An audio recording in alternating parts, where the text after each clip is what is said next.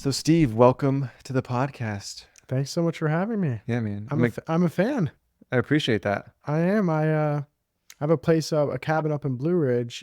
We bought a few years ago in Blue Ridge, Georgia. I don't know if you're Okay. familiar with it. Very familiar. Yeah. And they had a podcast up there, and they were interviewing all the locals. I'm like, this is so cool.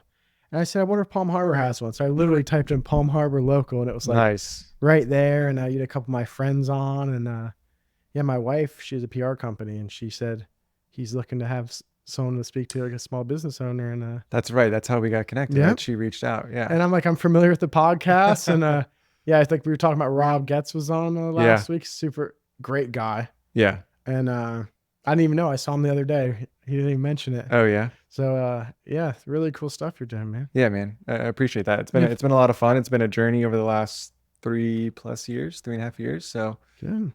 but it's fun to do. We get to meet fun, interesting, cool people in the community and Yeah, just have a chat. You've had some great people, some inspirational people as well. Yeah. Really Yeah. nice stuff. Yeah. So let's start with like what you do with Guardian Home, like really like just how that business came about, and then we'll dive a little bit deeper into. So we started Guardian Home about almost a year and a half ago. Where do I begin? I was a finance major, worked for a couple of financial planning firms in college. I was ready to do the stock market thing, and I'm like, Okay. this is what I want to do. I did light construction growing up, and I was like, I'm gonna go to the stock market. And the more I got into that, I got my finance degree, and I'm like, I don't want to do this. Ended up working for a friend of a friend in Miami doing clothing, which Okay. yeah, women's clothing, which didn't know anything about, but it was kind of like a startup, and it got really large. Became the VP of sales, and got more into operations. And my wife, me and my wife, we wanted to have kids. And when I left here, I was like, I'll never go back to Palm Harbor. Then the more I traveled the country and the world, I'm like, where better to go to raise kids than Palm Harbor? So I really wanted to get into solar or medical marijuana at the time. I thought those were the two U.S. steals of our generation. Sure. And I'm glad I picked solar. So I went to work for another startup that a friend of a friend owned, and we got to kind of run the whole thing from the ground up. And we got that to over about $65 million company. My brother ended up working there. Cool. One of my best friends, lifelong friend, also a local. He worked with me at another company in Miami. He worked with my brother at another company, and we all ended up working for this company. And it got really big, and things kind of changed, and the ownership and us kind of had different ideas, which is fine. It's their company, and finally it was time to kind of go out and do it on our own. So me, my brother, and both of our lifelong friends, over 30 years, we started this business. Mm-hmm. And we knew we wanted to do solar, but we also wanted to do roofs, ACs, things of that nature, home improvement. So we got a general contractor's license, electrical contractor's license, all in the last year. Okay. And yeah, we've been blessed. We knew who to work with, and we did every job in the last company because it was a startup. I mean, every single job we did.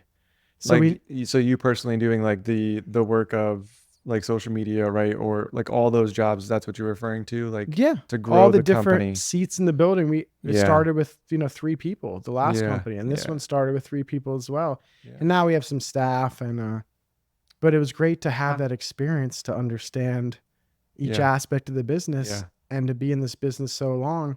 We knew who to go to for what. We have a lot of friends, even our competitors that are doing the right things. We help them, they help us, and there's plenty of business for everyone in home improvement. So no, it's been great. I mean, it's work with my brother and my best friend. Maybe a little challenging at times, but I mean, it's always been a dream of ours since we were kids.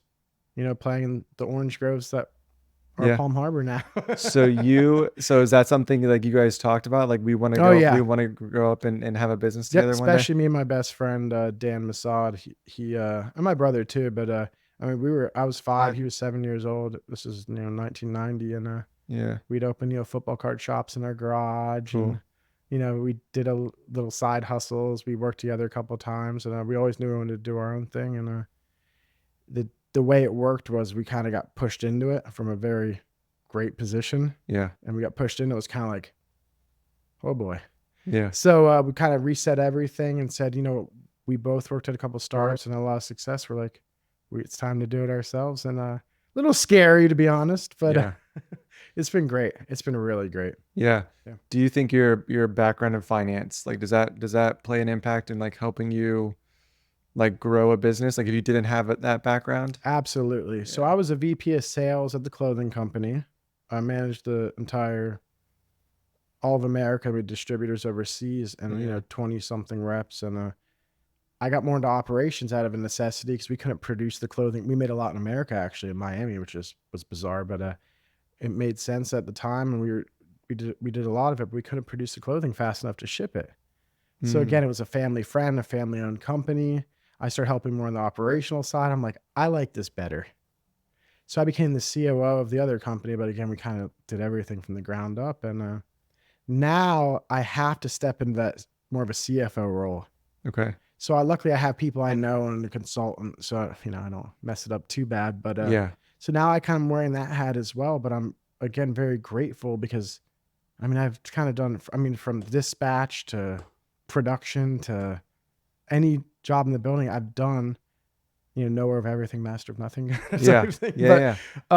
I'm very grateful for that. Do you think that's necessary to like really be a well-rounded like CEO, business owner? I do. Yeah. I don't think you need to know the ins and outs of every single job, but to understand not only what needs to be done, but the struggles people deal with in the different roles. Yeah. I think helps you be a better leader, you work for yourself at times. I'm not always working on the business, especially now I'm working for the business a lot. Mm-hmm. And I think it's great. And like my dad would always say, he's like, go be a sponge, like go to a startup and take a little bit of a risk. And the clothing company is a little bigger than a startup, but we met in Panera for the first contracting company we did. There's 3 of us at Panera Bread for a few months. Yeah. And that's where you learn. And I didn't do everything right, but you learn every day and it's always a struggle, but what do they say? Obstacles aren't in the way, they are the way. So like once you get used to that and you accept that, it made it a little bit less scary kind of doing it on your own. Yeah. So I think that's a great way to Yeah. What about those those challenges, those obstacles that it can deter people, right? How do you just accept it and learn from it, right? Because I think that's a challenge for some. I think you have to, especially if it's your business, right? Like to not take it personally. Like you can't do that. You can't, and you have to almost expect it. So if a day there's not an obstacle, it's such a great day because most days there are, especially when you're growing. Things can be going well, and sometimes that's the hardest times. But every company I've worked for, we always look back and said, how much fun was it when we were all sitting around the table just kind of getting this thing going? And that is the hardest, probably scariest time. And I love it. I have one of my best friends, another Palm Harbor guy. He's a Navy SEAL, and we were talking about kind of the training. He did a couple different special ops, and he said, you just, in the back of your mind, never give up. It's just not an option. It's not, what are you going to do? Yeah. You can sit there and complain about it. Like you just have to do and just never give up. And almost embrace the stuff. The struggle. Exactly. Yeah. They don't say it a little different in the military, but embrace the stuff. Yeah. Like it makes you who you are. And I've learned as I got older, the harder Monday is, the better Tuesday is. Mm. So, I purposely, I'm one of those strange guys. I take cold showers. I camp in the middle of summer. I do a lot of martial arts. I just do the hard things. I've always been like that. I wish I could say I'm just this super intelligent guy that, decided to do all this stuff, but I love to learn. I love challenges. Where do you think that came from?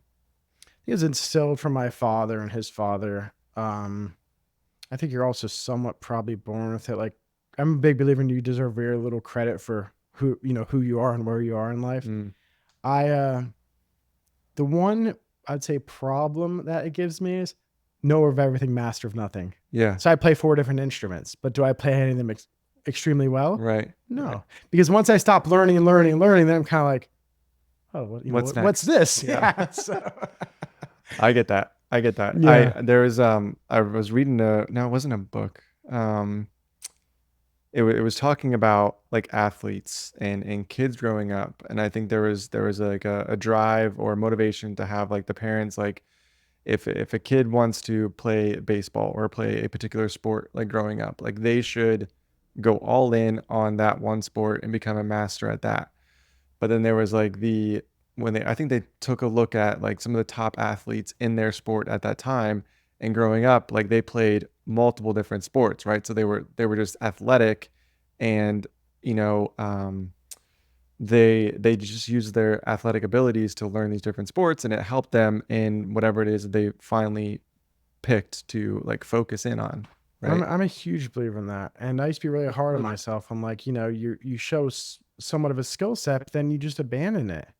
And a lot of people be like, oh, you should stick with it, you should do this, but like you were kind of alluding to, it makes me who I am today because I've done all these different things, and the one thing I've stuck with kind of my whole life is martial arts, but I do a lot of yoga, and that's really helped me with my martial arts, Tai Yeah. Chi, like everything's kind of interconnected, and there's challenges in everything and learning opportunities and everything. And if you can learn to, or if you're born to love it, whether you can learn to love it, that's what I think can really make you, something special and kind of be able to deal with struggle, which everyone has. Yeah. It's all relative, right? But everyone has it. Yeah. So Yeah. And it fluctuates like all throughout life. And, of course. right. Yeah. So let's talk about the solar business. When did you first get into that, and the changes that have happened since?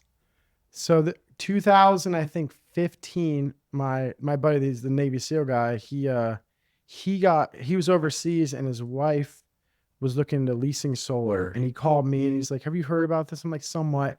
And he said, seems like a really good idea, but it seems too good to be true. You're a business guy. Can you look into this?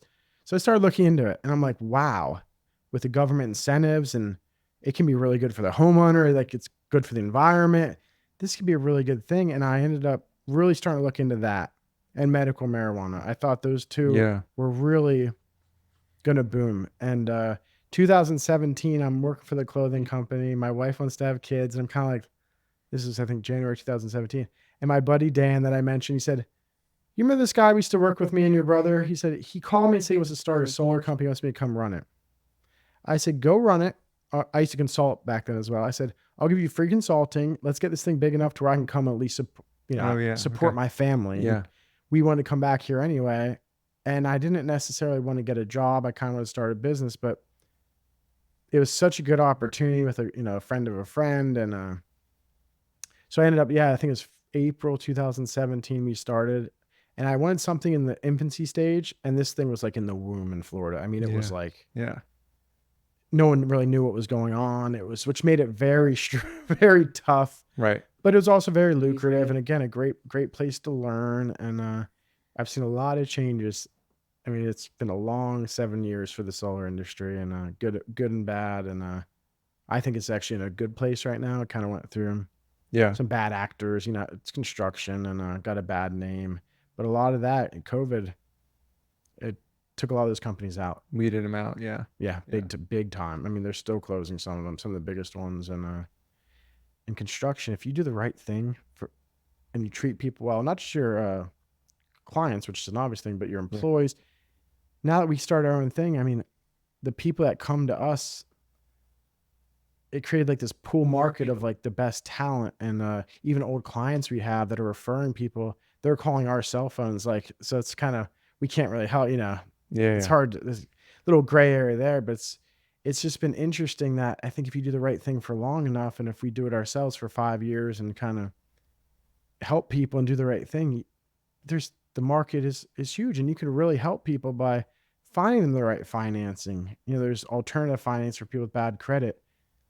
If you need an air conditioner and you're 60 years old, if you can help them in a genuine way that's good for them, that's a really good thing. Not just for the environment getting solar, but just that in itself. So, I mean, I really still enjoy it. I think the future is extremely bright, especially in Florida. Yeah. So yeah, I love it. What do you see so benefits of solar, right? Like talking to the consumer, someone's thinking about getting solar on their roof. Like, who is the ideal client for getting solar panels on their roof? Well, there are some people that just want to go green, and that's great. But more people, it actually is a financial discussion, to be honest with you. It really helps if you have income to get that 30% tax credit. So whether you're W-2 or 1099 with a decent amount of income, excuse me, that definitely helps make it pencil out, because sometimes it's lower than your electric bill and it stays levelized. So while your electric bill is going up, and sometimes it goes up, Yeah, goes up a lot. So it can really help them. I mean, you have to own your house, obviously. yeah, And it really helps if you're going to stay in your house for several years. But now that realtors are kind of more caught up with solar, it adds value when you sell your home. right. But 7 years ago, people were so skeptical of it. If you didn't stay in your house for 4, 5, 6 years, it might not pencil out. Yeah. So that's what made it challenging back then. Now it's not quite as challenging. So if you stayed there for a few years, 2, 3 years, like it sort of levels itself out. Absolutely. Yeah. Especially if you're financing, Yeah, especially with interest rates where they are right now. Yeah. If you're a cash buyer, it can pencil out really nicely. Yeah. Yeah. Because there's fees to use money, to buy down rates. You do pay for it. Yeah.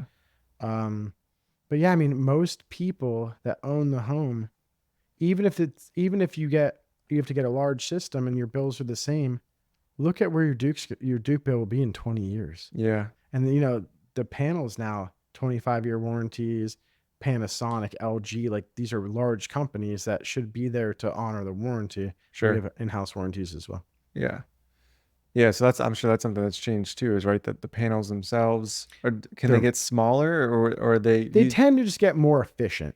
Okay. They look a lot better. Now if they're black on black, they're not those silver frame. Yeah. But they tend to get more efficient. So when we started, I think it was 290 watt panels. And now we sell 410 watt panels. Okay. So it tends to be the same footprint, more or less. Sure. But they're just more efficient. Yeah. Do a lot of batteries now. Which are full. Okay. So you get solar, and then you have a battery pack that stores. There's a battery backup. So it'll store power. You can even do things like load shaving, which it'll send power back to the grid when it's like those peak hours. So you get paid more. So it's almost like arbitrage. Yeah. I try not to set that up as a financial, because that can change. Right. So we also do generators. So a lot of times it's like, they're like, well, will my solar work when it's storming or if the power goes out?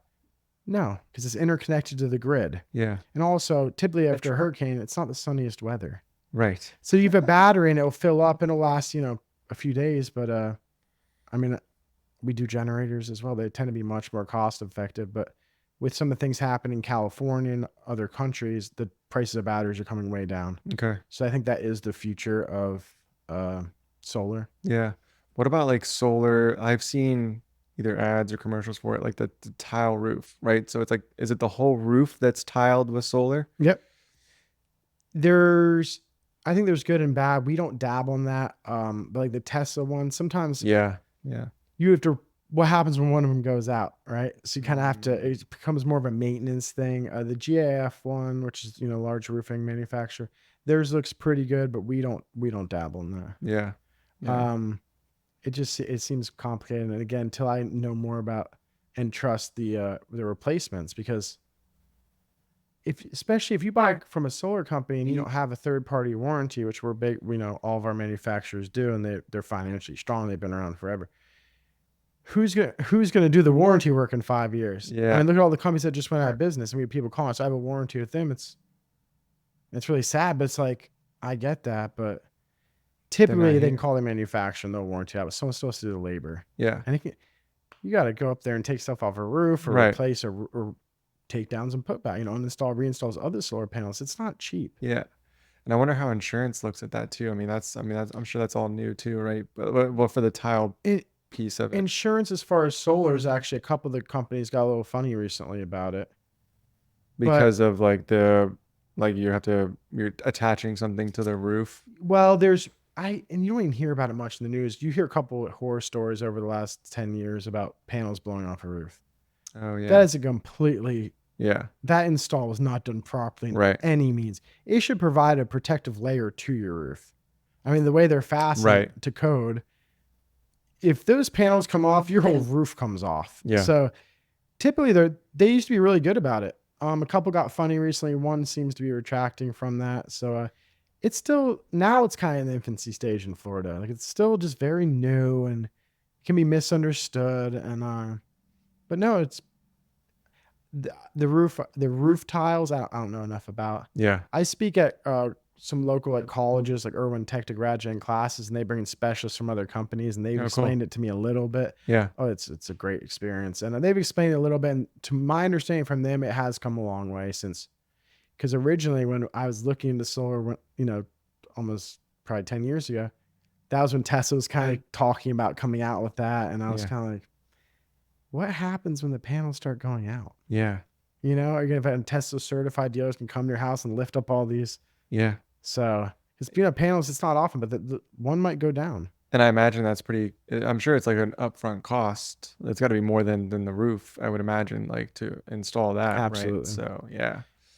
Interesting. Do you think that'll be the future of solar panels, where it's just like the roof, or you'll still have? I think it very well could be. Yeah. I mean, I envision a world where it's more of like a film than even a solar panel. Oh yeah. Because a lot of people think it's like collecting heat and doing all this stuff. It's just molecules moving from the sunlight that's creating energy. Mm-hmm. So I would think that's where it's going, but who knows? Yeah. And that's kind of the exciting part. I think I can kind of geek out on that kind of stuff. And yeah.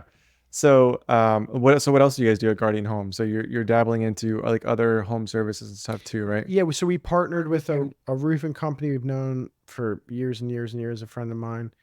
They're fulfilling our roofs, and then we have a HVAC, and they know that because now we're getting licenses and that, we will bring that in house. Okay. But again, you have to start somewhere until you have a year of books.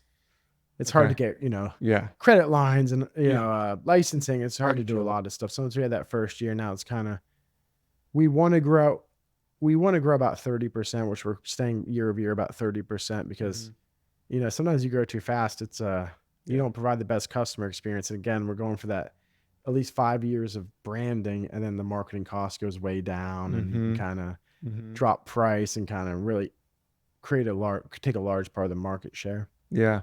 How do you growing? What are some tips so now that you've grown a couple of businesses, you're starting to grow this one. Mm-hmm.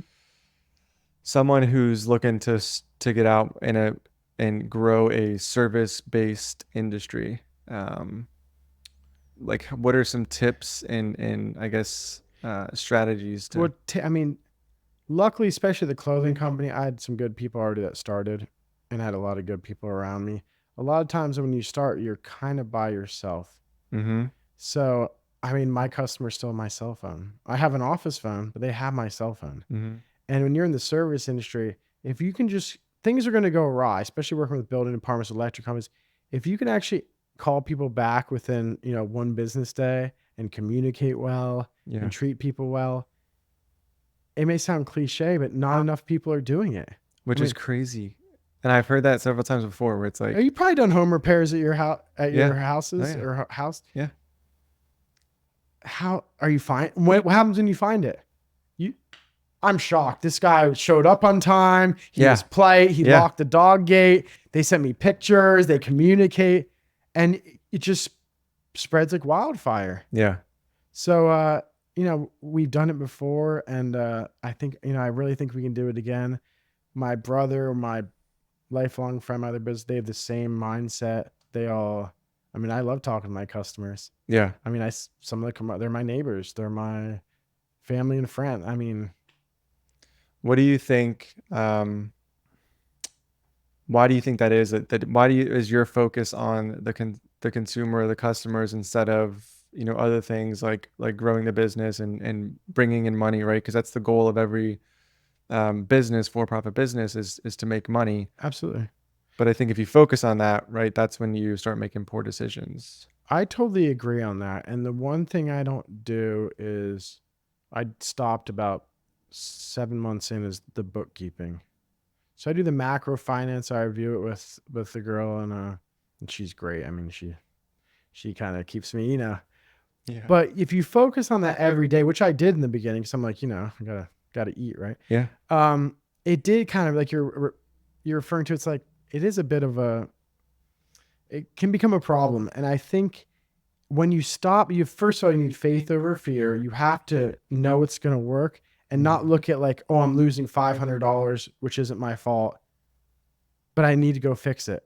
Like you just keep doing that and the money will come. And I'm a finance major. I'm glad I am, but I don't love digging through books and like, I need to make sure they're correct. But if you do the right things, and I think a lot of people think this is just something people say, and it's just not true. If you do the right things, and again, you have to watch your margin, you have to watch all that stuff. It's business. But if you do the right thing, especially in an industry like this, it will work out. I've seen it happen so many times.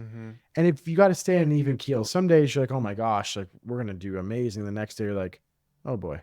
You know? So you got to kind of stay on an even keel, I think. Yeah. I think I think you nailed it there. And I think if you haven't gone through that experience, right? If you didn't have like the prior experience of like running a business and growing it to 65 million, like your support group around you, right, is important, right? So choosing the right people who you're going to network with or consult with, right, to allow you to keep that like level head. Absolutely.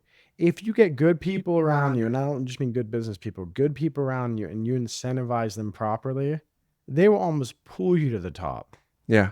And it's always been that way. I shouldn't say I've grown any business I've been part of this team that has, and from the bottom up, like, I started as a sales rep, then a regional manager, and it just, luckily I worked for great people and they kind of did the same thing and they mentored me and they took me under their wing and they're like, this is what we're doing. And I'm just like, is this going to work, guys? Yeah. Is this really how it works? And it did. And I've been lucky to be part of things that were successful because, sometimes things are beyond your control, but I've seen it happen a few times and you just never give up. And you got to work extremely hard and you still got to make time for family. I used to be probably like a workaholic. So you got to cut out time and be present to give your best to your business and your family and your friends. You almost have to separate the best you can. But I mean, I work 10-hour work days almost every day. I used to work more when I was in my 20s. So I'm almost trying to tune it back a little bit, but I like it. I always have. I know. Yeah, that's hard, right? So how do you balance that? Like, how do you balance like family time, you time, right, to recharge your batteries and stuff? Like, what are you doing to do all that? We're old fashioned. We still do the dinners at the table. Yeah. So you're home by like a certain time. No or cell something. phones. Yeah. I'll respond to my clients. I mean, I have clients text me Friday nights at 10:15. Yeah. I will respond, but there's a time when I get home from work. Let's say it's 5:30 till the kids go to bed at 8:30, depending on what my wife's up to. I'll leave my phone in my bedroom. Yeah. And I want to respond to everyone. It's like my mentality to get everything done right away. I don't like problems will wait for you. Yeah. Right. So like get it done right away. I almost have to like hold myself back, but you won't know there's a problem if you put your phone down. If someone can't wait 3 hours, I need more help in my business. If there's an emergency, there's people ready to handle it. But I try to, you have to separate that time. Yeah. That's a big part. That's a challenge too. Very difficult. Cause like you said, like there's the balance of, I could just solve this. I could just get to send a text, right, or something. But then it snowballs into something else. Snowballs into something else. Right. So it's like 20 minutes later, you're like, okay, I'm done. And again, if you just communicate with people. Today, I took some of our employees out scalloping, and I wanted to turn my phone off all day. But what I did is I would just check every hour or two. Hey, Miss Johnson, we are working on it. I'm going to call you in a few hours. I've taken the team out scalloping. You can be honest. Tell them the truth. Yeah. Hey, sorry, I was at my kid's game, and everyone understands that, right? And if they don't, it's like, right. It's not your people. Right. Yeah. And that's what's nice about being a business owner. You can pick who you surround yourself with. Almost all my customers are amazing. If they're not, we do our best. And if they don't want to refer us or come back, I understand. Yeah. I try my best though. Yeah. My head's held high. I don't have to lose sleep. Right. I'll do my best. And yeah. If it's not good enough, I'm sorry. Yeah. I've started to tell people to like, you can text me or call me at any time you want, right? Even if it's late at night or whatever. Like I'll silence my phone. I think I have my notifications like silenced, like I think it's like 8:30 or something. Yeah. And then it's As do I. and then I'll get back to it in the morning, right? But feel free, like send me a message and I'll get back to you as soon as I can. It's, when I get home, the kids go to bed or my wife falls asleep, and then I kind of check it and I'm like, hey, sorry, let me get back with you tomorrow. Because you're right, it will snowball. Sometimes I'm like, oh, let me hop on and it might be a different task, but also I'm like, oh, I opened my email. Like, and then I'm up till 2 and that's not helping anyone. So, and then I don't turn my phone. I'm in construction, so I'm up, probably 4:30 in the morning, and people usually get started around 6. But that first hour and a half, typically my kids are asleep, God willing. My wife's asleep. She'll be up a little bit later, but, I work out and I don't listen. I used to listen to podcasts in the morning. I don't even do that. It's like, I don't listen to music. I just quiet you time. Meditating, all that stuff, because otherwise you'll be so busy. You know how it goes. I mean, it almost becomes a problem. I mean, for me in my 20s, it was like, I was dreaming about it. It was way too much. Yeah. I used to think people like, oh, workaholic. That's the same people, lazy people, young kid. And I'm like, never mind. These people are very wise. Like, you can't do it all. You can't be everything to everyone at all times. It's just. Yeah. I heard someone talk about like, there's, it's like sprints, right? Like there are sprints and times in life and the business and stuff where maybe you do need to work those 10, 12, 14-hour days, but you can't sustain that. Like you said, like that's not the long-term plan. Like you have to find that balance. I try to keep Fridays open now. So if I'm working 10-hour days. Yeah. See, I usually start about 6, and it's probably more than 10 hours lately. But that'll change, God willing. But I try to keep Fridays open, and I usually end up working just a few hours. And for me, that was really weird at first. I felt almost like lazy. I'm like, what am I doing? But then you find, I think, really productive, healthy ways to fill that time, like spending more time with your kids, exercising more, taking care of yourself and your family, and staying in touch with your friends. And what I've learned is you end up doing a better job in your professional, because you're more attentive, you're more energized, and it was weird for me at first. I'm like, I feel like I'm doing better, but I'm not quite working as much. Yeah. So I used to always be proud. I'm like, I work 65 hours a week, and people are like, why do you have to work? Like, be proud of like being more efficient. Like, hire people, like, figure something out. I could be totally okay working like 20 hours a week. I would love that. Yeah. I think. Yeah. I wouldn't know. But, so yeah, and working for yourself is, I was nervous that I'd kind of fall into that trap of not working as much as I needed to. Yeah. I'm still kind of like, you need to tone it, like, because I do enjoy it. Yeah. But not as much as I enjoy spending time with my family. It's just not. And they're young. My kids are young, and how old are your kids? 4 and 6. Okay. I have 4 and 2. Oh, God bless you. God bless you. So yeah, I mean, they were what, 3 and 5. They just turned 3 and 5, and all of a sudden it's like I had this high-powered executive job to like. Yeah. So yeah, I went back to consulting, and we're consulted for other, solar or some electrical companies and things. I'm kind of like, what am I gonna do? Yeah. But I wasn't that nervous, because I was just like, what I always do, figure it out. Yeah. Like, you've done it before. Just try. Yeah. I speak to a lot of the, like I was saying, the graduate classic colleges. They're like, what's the secret? I'm like, show up on time, God willing, but show up and just try. You'll be surprised how far you can go. And communicate, right? Yeah, and communicate, right. Oh my gosh. Yeah, ask for help. Say, I don't know, but I'll get you the answer. Yeah. I made a mistake, but I'm going to learn from it, and I'm not going to beat myself up over it. Yeah. And there's a lot of people, business owners I know, like, they're really, really hard on themselves. It's kind of like, I am too, in a way, but it's like, you want to talk to anyone else like that? Like your mental voice in your head. Like, you're trying your best. Like, you're not going to be perfect, so don't try to be. Like, learn from your mistakes.